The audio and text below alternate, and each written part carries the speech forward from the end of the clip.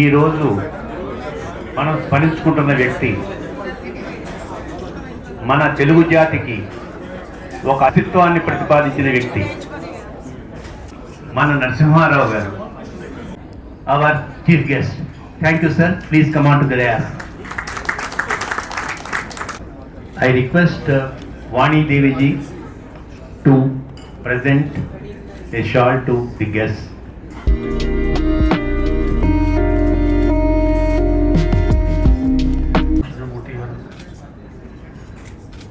Vijay Kumar Garu, esteemed guests,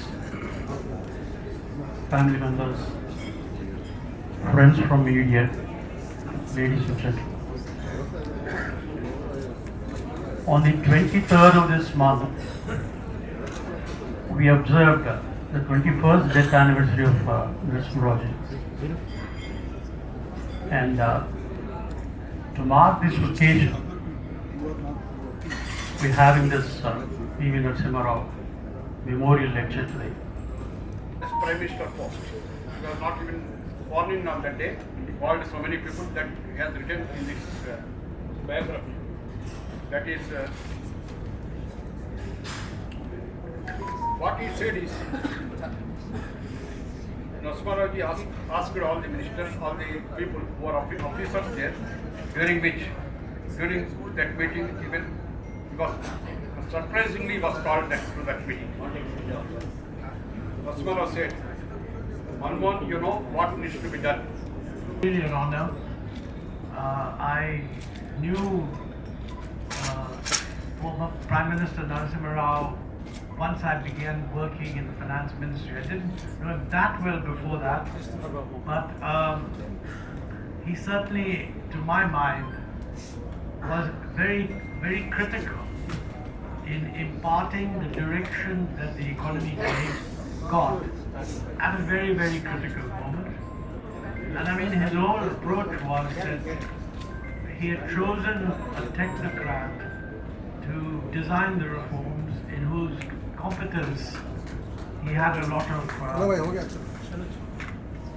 Why don't you move out? Pictures, yeah. Move to the side. Yeah, having chosen a technocrat in whom he had confidence, he was going to let him do the details. But he was always aware, and Dr. Manmohan Singh was very aware, he would not have been able to do any of these things without the support of the Prime Minister. I mean, this story of without the Finance Minister, the Prime Minister is zero, I myself heard him say, and he said that with the Prime Minister he becomes a 10. This is absolutely true. And very recently, not very recently, but in 2004, I think Shekhar Gupta had a walk-the-talk interview with Narasimha Rao ji, in which the same point was made by him. And he said that, look, my view was that I know what Manmohan wants to do and he's talked to me about it. I don't want to get involved in the details. Let him get on with the job. And I will provide him political cover.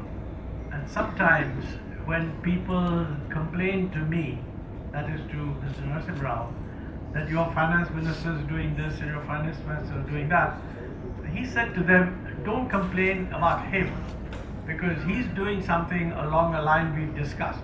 Complain to me about me if you don't think he's doing the right thing. And I know that was really a very prime ministerial kind of thing to say. I would also like to use this opportunity to say that, you know, in a way I owe my job even as finance secretary to Mr. Narasimha Rao, because although it's true that Manmohan Singh had asked for me, I don't think I could not have been appointed without the approval of the Prime Minister. And the Prime Minister's principal secretary at the time, Amarnath Verma, confided in me when he told me that, look, the Prime Minister has approved your appointment as Secretary Economic Affairs, which the Finance Minister had recommended.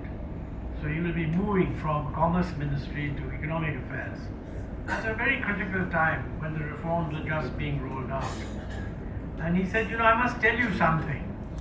that when the proposal went to him, that means Amarnath Verma, said to PV that, you know, it's my duty to tell you that if you do this, then you will have a finance minister who's a Sikh and his secretary will also be a Sikh.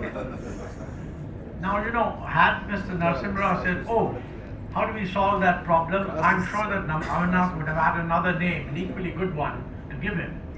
But what Amarnath said to me was that Mr. Narasimha Rao said, look here, I'm a Hindu and you're a Hindu. So what's the problem? They are both Sikhs. And he was very concerned that, you know, he has been arguing about 21st century, we must make changes, etc. And there was a lot of nervousness and he wasn't actually able to make that many changes. But he just wanted to be sure that the draft of the plan that he was sending would not have any political kickback. So he said to me that I think it's okay, but you take it along to Mr. Narasimha Rao and show it to him. He was then, I think, HRD minister or something. Because he has a very fine sense of how the different political sides will look at something. So I want to know if he agrees. He didn't ask me to go to any other cabinet minister, but he asked me to go to Mr. Narasimha Rao. So, you know, I had this sense of a person of great wisdom, huge background. I was aware, of course, that he was a scholar and spoke, sometimes it said 10 and sometimes it said 15, but some huge number of languages, both Indian and foreign. And, you know, on the occasions that I saw him perform, this depth of scholarship and knowledge and wisdom always led to elevating the discussion above the little chick that goes on in any technical thing. You have to put it at a higher level. And I think he had a very, very fine sense of that. And I want to also mention that, you know, I think amongst economists, a disproportionate amount of the credit for the reforms given to Dr. Manmohan Singh, which he fully deserves, but not enough is therefore given to Mr. Narasimha Rao because his the political backing. Economists are not interested, they kind of assume that that's easy, but actually it's not. It's the political backing that's absolutely critical, because without the political backing, you wouldn't last for a minute. And we saw that in the early years of the reform, because, you know, in 1992, in January or something, the Harshad Mehta scam hit the country. And there was a huge pushback, particularly from the left, that believed that the Harshad Mehta scam had occurred because of liberalization. Actually, that's not true. I argued very strongly that it occurred because we didn't liberalize adequately, and there were too many ways for people to go around the corner. But the parliament was very upset. There was joint parliamentary committee, etc. And when the joint parliamentary committee finally reported, they didn't mention that the finance minister was at fault, but they did sort of imply somehow that, you know, between the Reserve Bank and the Finance Ministry or whatever. And Dr. Singh went to the Prime Minister, Mr. Narasimha Rao, and handed him his resignation, saying that, look, I don't want you to be under any difficulty, so you let me go. And Mr. Narasimha Rao said nothing. But Mr. Manmohan Singh did not attend office for the next 2 days. So we were all, I knew that he had handed in this letter, and we knew also that if he had accepted it, that would be the end of the reforms, because it would have been a vindication of the point of view that the Harshad Mehta scam is because of liberalization. Huge said, I believe you are not attending office. Why are you not doing that? Go and attend your office, here's your letter. So he actually, that's when Dr. Manmohan Singh started attending office again. So he took very critical decisions, without which these reforms were seriously derailed. I also saw that he actually understood that you needed to do things differently. You know, at one point, he had gone to Japan, and Amarnath Verma asked me to join the delegation going to Japan, and we did some internal briefings. And the Ministry of External Affairs was very keen that the Prime Minister should address, 50 industrialists. And I said, fine, that's a normal thing, but, really in order to make contact with industry, you don't greet them in a public meeting. That's a useful public show, but you should invite 5 or 6 top Japanese industrialists to spend 10 minutes with the Prime Minister separately. That would have made up about 45-50 minutes of his time. And the Ministry of External Affairs were totally opposed to it because we don't have that much time. They preferred large meetings in a big hall, etc.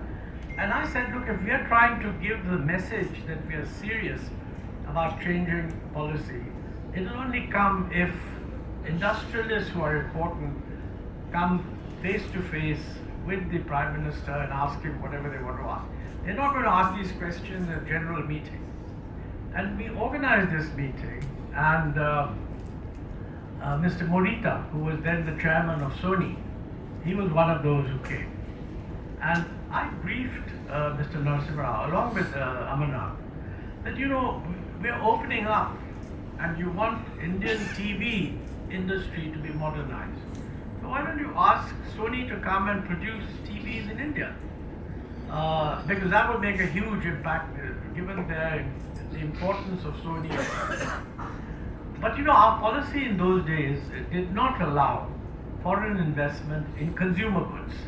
The idea was foreign investment for machinery, okay, but not for consumer goods. And I said, look, this policy doesn't make any sense. So, if Morita says that, raises this issue, you can always tell him that you're willing to be flexible. Mr. Narasimha never said anything. He just listened to us and, okay, let's go on. And I was really interested to know what would happen when Morita met Narasimha in Tokyo.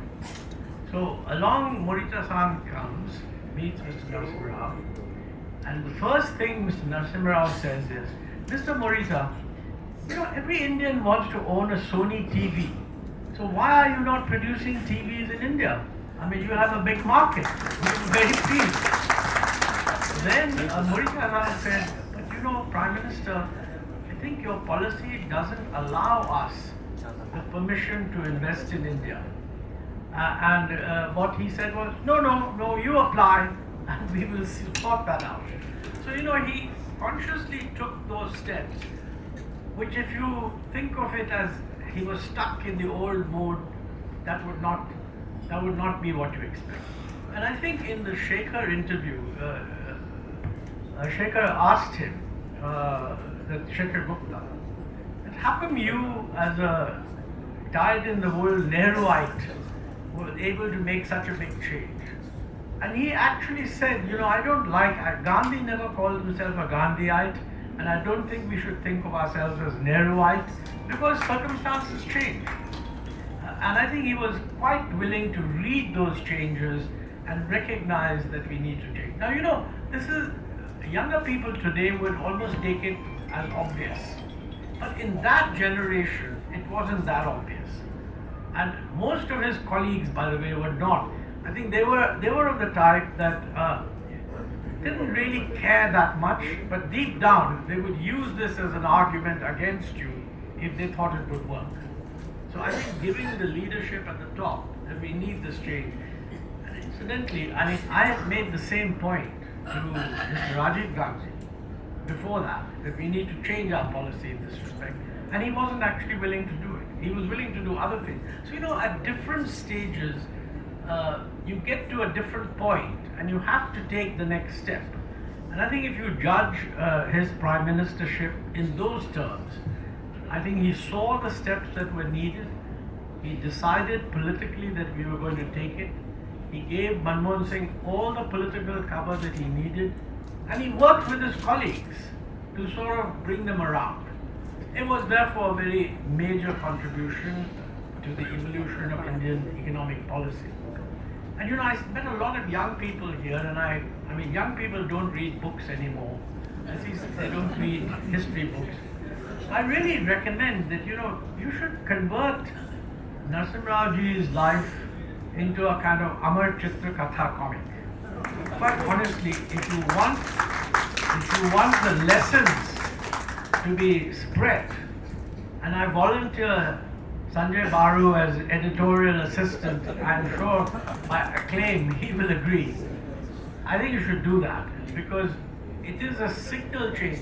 After Panditji set a certain pace or direction of policy, I think it's the Narasimha Rao Prime Ministership that made the change. And if you want younger people to know that, I think you better do it through comic books. Remember, even Yuval Harari is using the medium of the picture book in order to convey complex subjects like his book Sapiens. So there's no embarrassment in it. We do need that, so I recommend to the committee that this should be your next effort. Well, there's lots to say, and I'm not going to go over that ground. I see that you brought out a very nice book, which is a centenary volume. I think even I have some stuff in that, and so does Sanjay and many other people. So all of that is well known. I really want to use this occasion to look ahead. That if you had a young Narasimha Rao sitting today, what would he be worrying about? And I think here we need to, I mean, the country has huge challenges. You know, at the moment, we have a reasonable growth rate. It's not absolutely certain how fast it is. People raise questions on the quality of data, that's normal. But I think most people think probably 6.5% on an average is what we're doing. And we've set ourselves a target which is very good. Viksit Bharat, you know, crossing out of the middle income range and becoming high income by 2047. And most people have said that in order to do that, the economy needs to grow at about 8% per year. Now, it's a long period between 2025 and 2047. And I think 22 years. And if the economy is going to go from sort of the lower end of the middle income to across the range of middle income, then you can be sure that its growth rate will slow down over time. Because as an economy moves up, the easier gains of productivity have been achieved. And just as developed countries grow more slowly, you'll also grow more slowly. So I think if one wants to interpret what does an average of 8% per year for the next 22 years mean to evaluate your performance, let's say the next 5 or 6 years, it really means that you should be growing now at 9% and allow time to slow down to maybe below 7% in order to average 8%. You're not going to grow at 8% for 22 years. Now, therefore, how much we have to do is the difference between what we're doing now and what our target should be in the next 5, 6, 7 years. And that's very large because I'm saying we ought to be growing at 9%. Well, otherwise, we simply say that we're not going to get to Viksit Bharat by 2047. We get there a little later. That's a very big step up. And remember, the reforms of 1991 jacked up our growth rate only by about 1.5% if you take a longer period. Earlier we were growing around 5 point something, and later on we averaged close to 7, which means a sort of 1.5 percentage point difference. If you now want to have a 3 percentage point difference, you need much more by way of reforms. And in a way, the Prime Minister himself has acknowledged this because he's continually emphasizing the importance of reform. He's saying reform, perform, transform. I agree with that.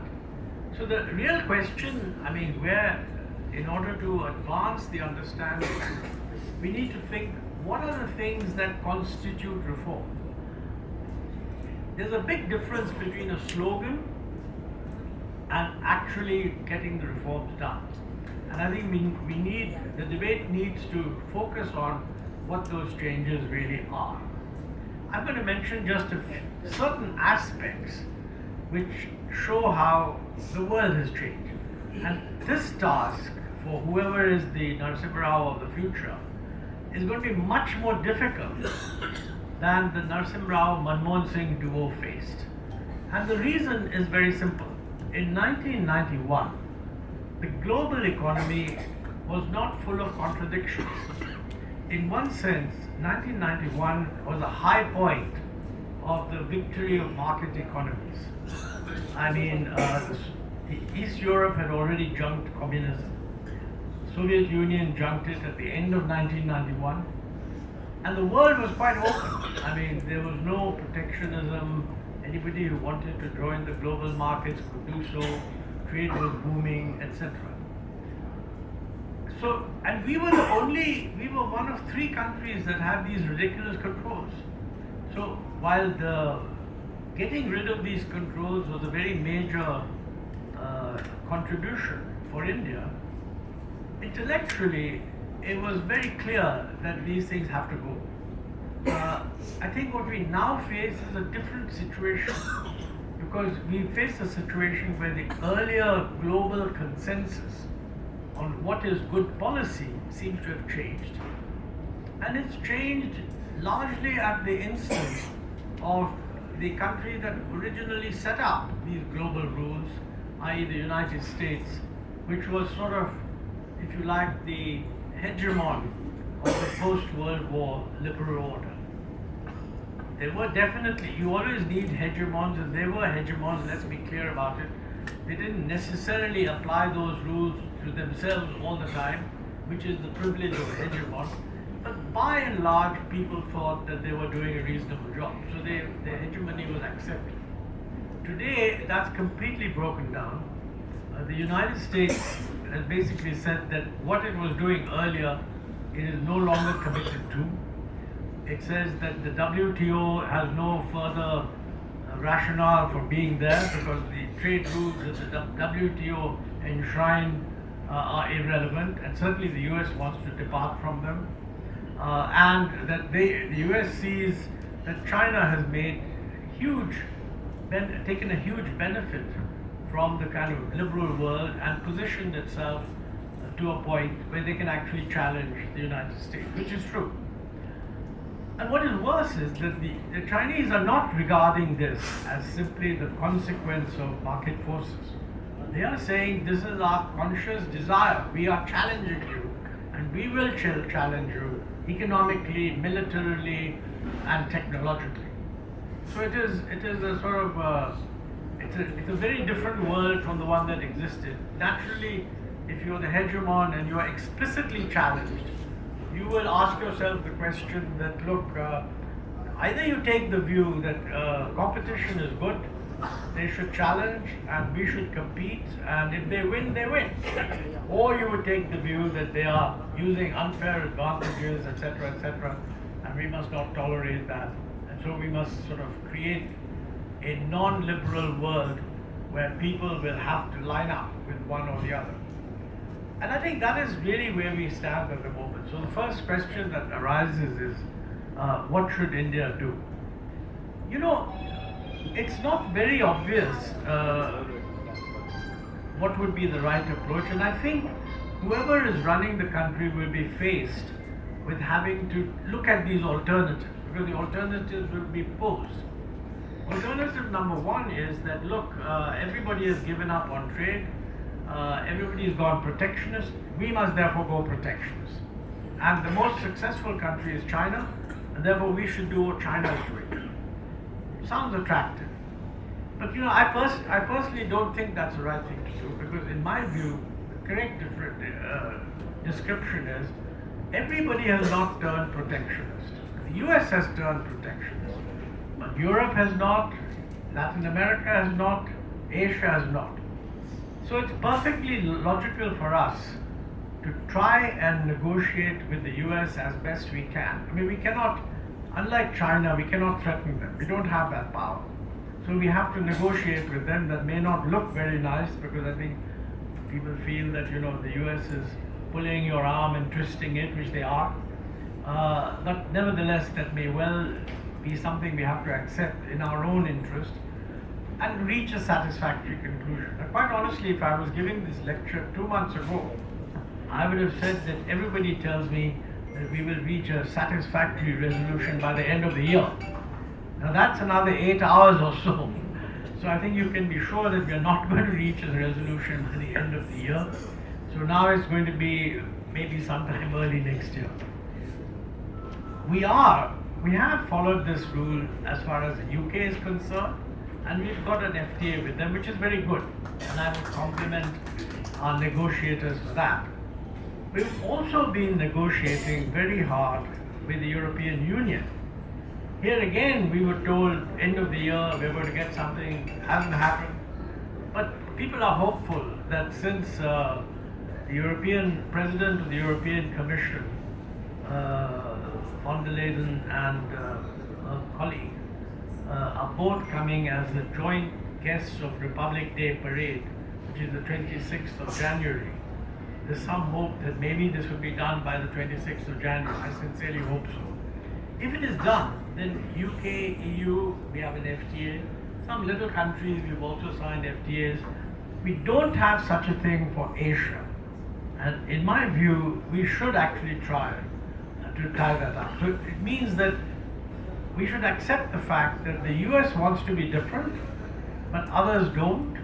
And we should integrate with the rest of the world and line up with the rest of the world and just hope that the US will become sensible in due course.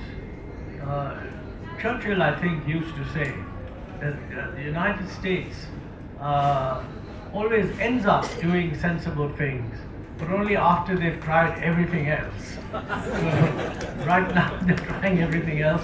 Let's hope Churchill, who's an old imperialist, was right. But this is an issue that whoever is thinking of policy will need to think about. In order to integrate with Asia, our only option really is to apply to join the CPTPP, the Comprehensive Pacific, I forget what all these things stand for, Trans-Pacific something or the other partnership. That includes Japan, it includes Korea, it includes some of the Southeast Asian countries, it includes other major countries. And it would be it would anchor India, along with EU and UK and so on, it would anchor India into a trading bloc which trades freely with each other. But the consequence of that is we also have to open up. And I think we should be clear that we want to do that. And frankly, if we have confidence in ourselves, there's no reason why we shouldn't. So I think that's a very, very critical area that we should do. Second, apart from this trade issue, the second important thing is we have to recognize is that, unlike in 1991, technology is changing very, very rapidly. And this is going to be a problem for all countries, not just us. And the best measure of how rapidly technology is changing is look at what's happening to AI. If you go back, can I have a glass of water? If you go back and look at how the automobile technology spread, it took a couple of decades for the automobile to reach 100 million users. If you then go further forward and look at television, that took only about 10 years. If you look at ChatGPT, it took 3 days. So the pace of change of technology is very rapid. I mean, the issue whether AI will replace labor or not replace labor is much discussed. There's no doubt in my mind that it's going to replace certain kinds of labor. Those of you that do either write complicated articles or do a little bit of research like me will know that ChatGPT has made it unnecessary to have the usual kind of research assistant. Because whatever you need to know, you get from them, and you can work on that basis, but you have to be careful that you're not absolutely sure that they're getting it right. So there may be errors, but you can work on it and then get someone else to double check. So this means, this means in consulting firms, for example, a lot of the early level entrants, which just used to collect data for the higher level fellows, that will no longer be necessary. Now, the question arises, does this mean that total number of jobs will be lost? And you see that already. Infosys and TCS and others, certainly in the coding area, lowest level coding jobs are just going to disappear, because AI will do that automatically. It'll then be reviewed by higher level coders who will detect certain errors, etc. But the number of people needed, therefore, at the lower level will shrink, and you're seeing that already because these companies are cutting down on the entrance. The usual argument is that it'll create new jobs, and those jobs will make up for the gap. I think it will. But the difference is that in the past, the spread of this technology has been very slow. So it takes a long time. Now you may have a situation where thousands of people are simply thrown out of work, and it takes 5 years for the new jobs to get created. So it will be a problem for us to handle, and it's not clear to me what we can do. If we can't, one choice that will be posed is that you stop or you moderate the pace of transition to this technology. I think that would be a mistake, because if you're integrating with the world and you're trying to maintain high levels and high standards, you can't be stopping Indian industry from absorbing this technology at the same pace that others are absorbing it. So therefore, a lot of thinking is needed.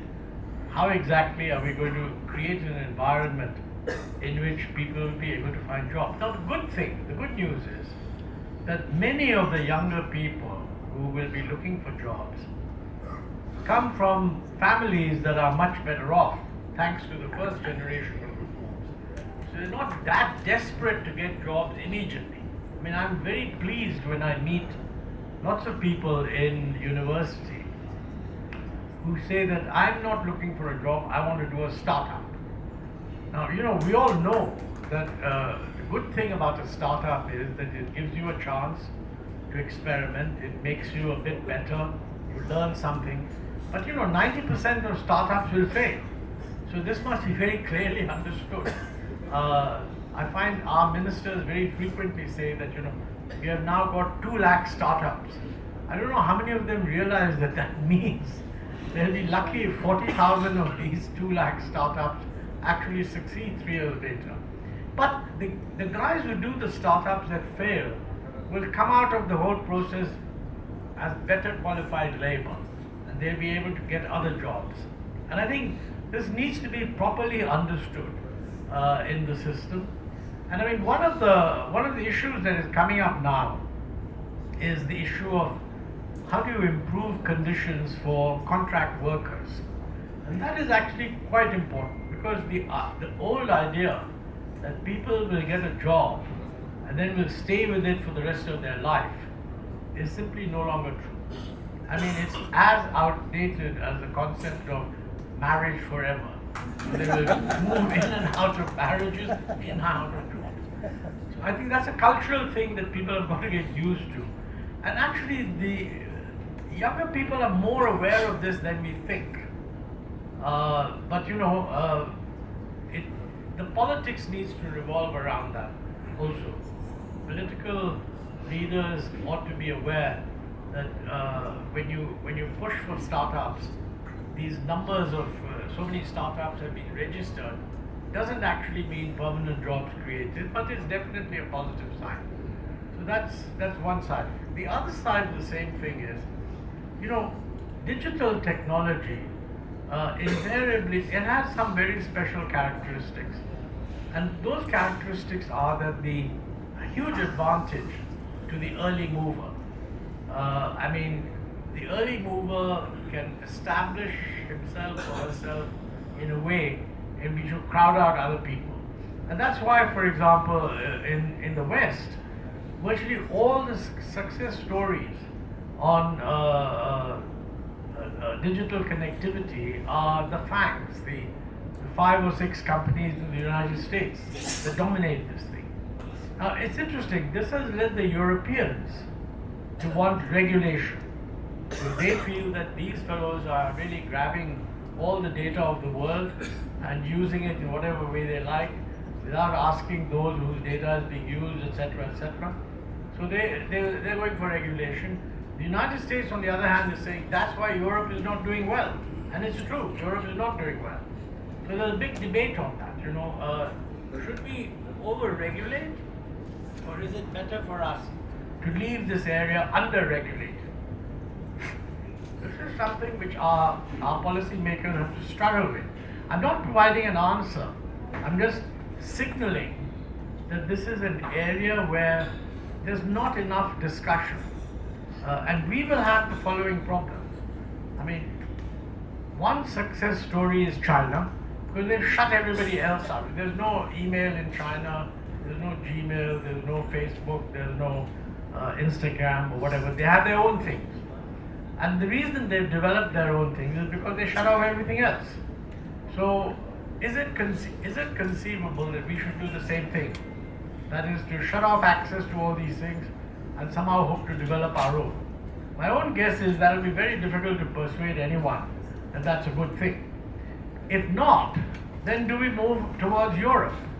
And in international negotiations, even though the United States is not very happy with WTO, they have to face up to the fact that there has to be some agreed understanding on the rules that will govern this kind of digital commerce. And that is something that will have to be negotiated, that is something that we will have to have a view on, and we have to make a choice. I mean, are we going to be like the Americans, or are we going to be like the Europeans? And again, I don't find that discussed. And I think this it's an example of why the world is more complex, because the pros and cons of these things are not actually being discussed in public at all. They will come out of some negotiation somewhere, and I think that's not good enough. I think we need to have a much more active discussion in the light of how the world is going on digital commerce. What should be our line? That's one part. Let me say a few things. I'm probably running out of time, but let me say a few things about another area where, frankly, we have real problems, and that is climate change. Now, unfortunately, this is an area where, over time, there was a global effort to build a consensus.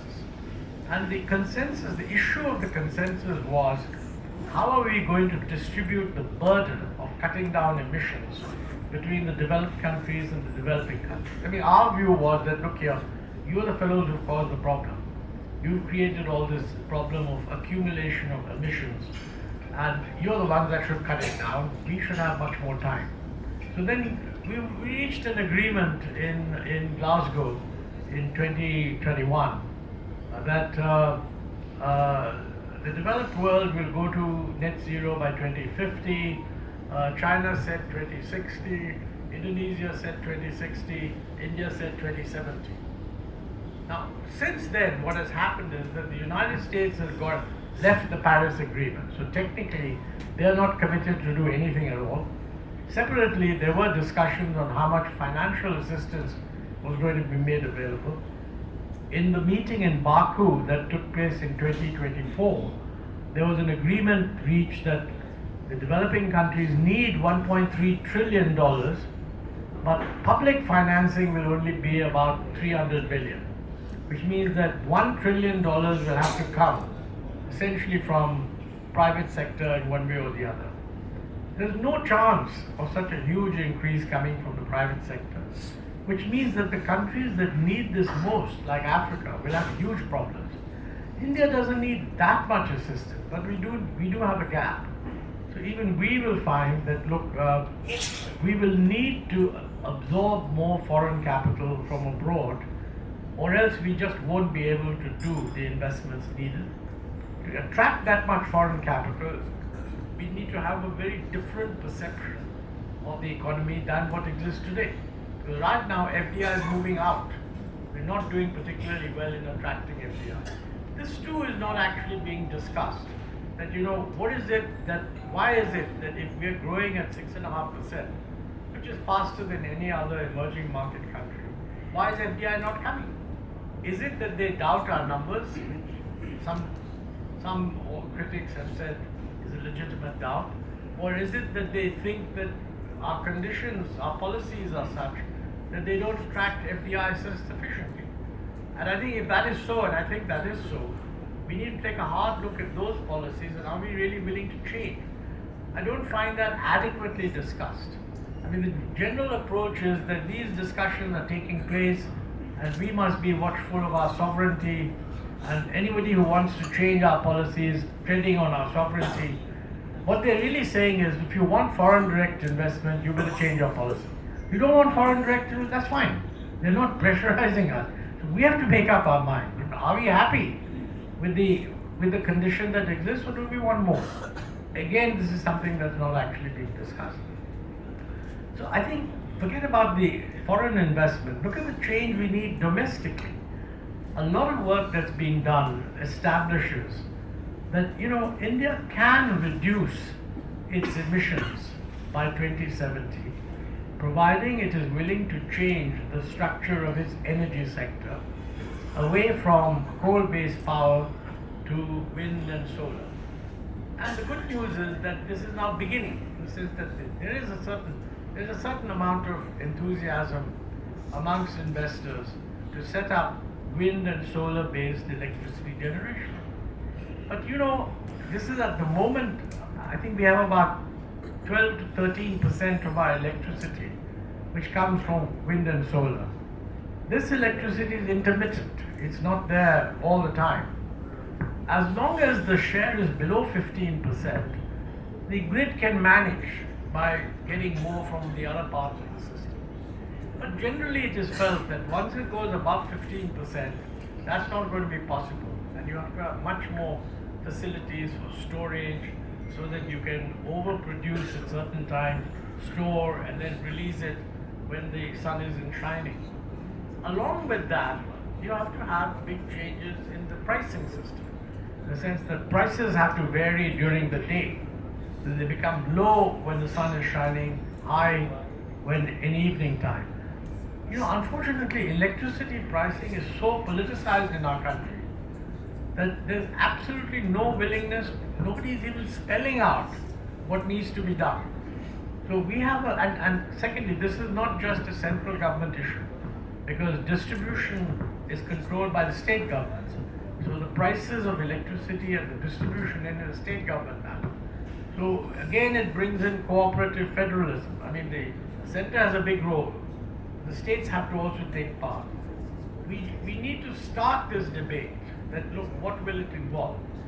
My feeling is that we would be best off if states are allowed to move at their own pace.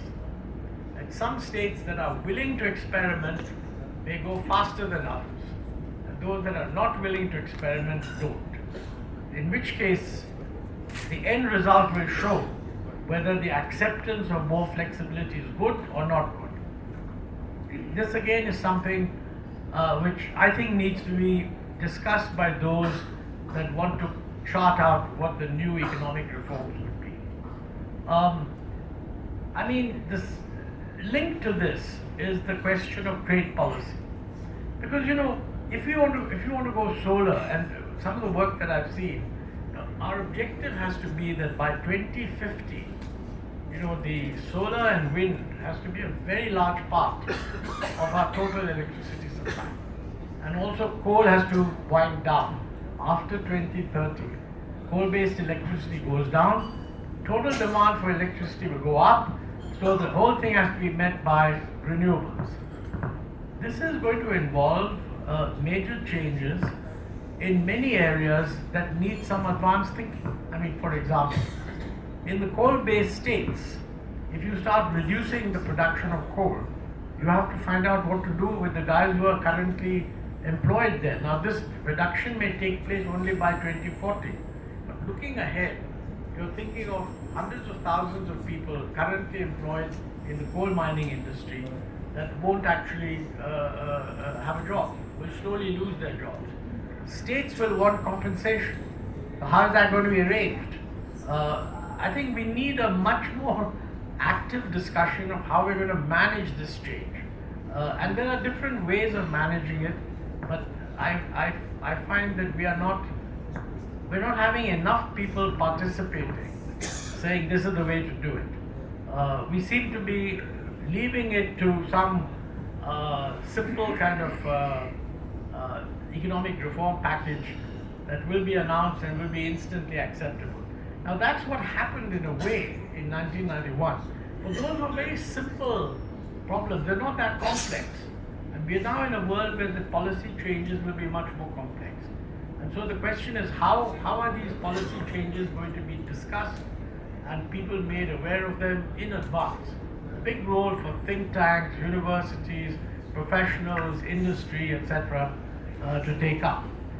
Linked to that is the question that, people say that, look, if we're going to have such a huge increase in solar capacity, that's an opportunity to produce solar cells and other things that are needed for this. But you face the problem that the Chinese have basically got a massive capacity in solar cells already, which is twice the global demand. As a result, global solar cells are being made available at a much cheaper rate than our domestic industry can produce. So what should be our option? Do we allow the cheaper cells to come in because we want to subsidize the users of electricity? Or do we ban them and basically see the price of cells and therefore the cost of electricity rise? Everybody is in favor of Make in India, Atmanirbharta, but nobody is saying that Atmanirbharta in this case means you must tell the solar generating industry that you must pay 60% more for solar cells than the world price.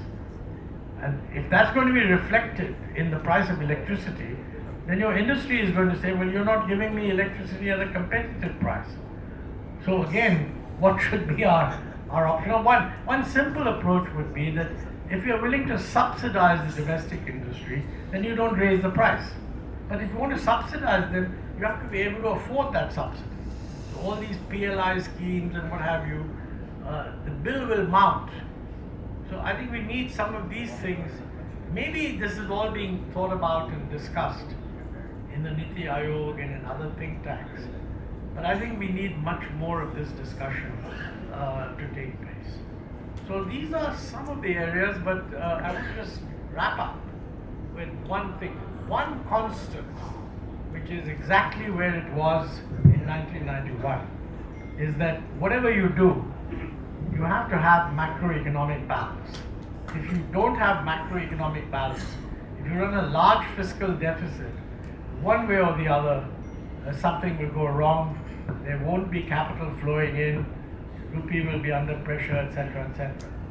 So the question is that what does all this mean for the fiscal deficit? Now here, I think we have the following problem. According to our own statements, the centre's fiscal deficit is too high and it should be reduced. At one stage we were supposed to bring it down to 3.5% some years ago. Now the finance minister said, no, it will be a gentle glide path. We don't know exactly how fast, but not very fast. But still, nobody is saying that the fiscal deficit is going to be allowed to increase. So let's look ahead. If it probably will be about 5.6% or something this year. If you want to bring it down to say 3.5% roughly, that's a 2 percentage point improvement in the central fiscal deficit, and you probably have to have a 1 percentage point improvement in the state fiscal deficit also. So that's about a 3 percentage point improvement in the fiscal deficit. But in addition to that, you have innumerable demands for additional expenditure. Demand number one, because of geopolitics, is defense. I think it's generally agreed that our defense expenditure is too low. As a percent of GDP, it's less than 2%. and maybe over a 5-year period it should go up to 3%, let's say. So let's say extra 1% on defense. Generally agreed that we're not spending enough on education and that our skilling level is a serious problem, and that over the next 5 years we need another 1% on education. So 1 plus 1 is 2.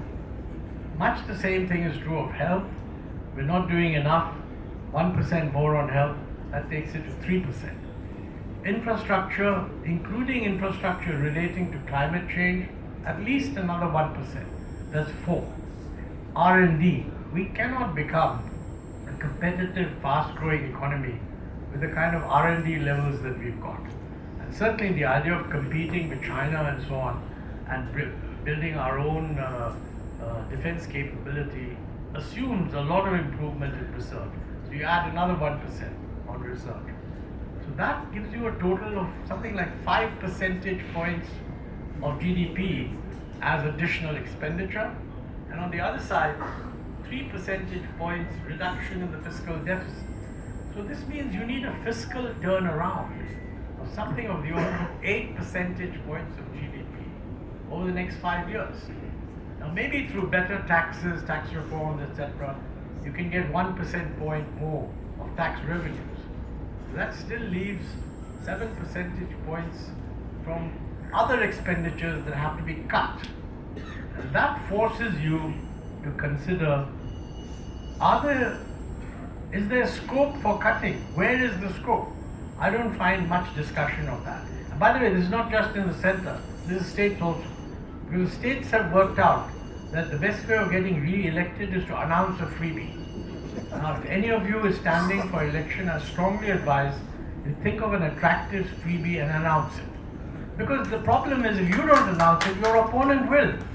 So, one way or the other, I mean, we have to ask ourselves, those of us who don't actually have to do the work, have to ask ourselves, how are we going to square this circle? And I think the problem really is that if it's not squared, basically the growth rate may not even be maintained. That has the other consequence of employment. I mean, frankly, with all the defects in the government, if we could have the growth rate going up to something like 8%, it would generate more employment. If we don't, then you won't have that much employment. And if you don't have that much employment, you have all kinds of social problems in the system. So whoever is sitting down doing reforms for the future really needs to look at this agenda. I don't have the solutions, but I'm just posing the questions. And I mean, this tells you why the next Manmohan Singh Narasimha Rao duo will have a much more difficult task ahead of them than the previous ones did. Thank you very much.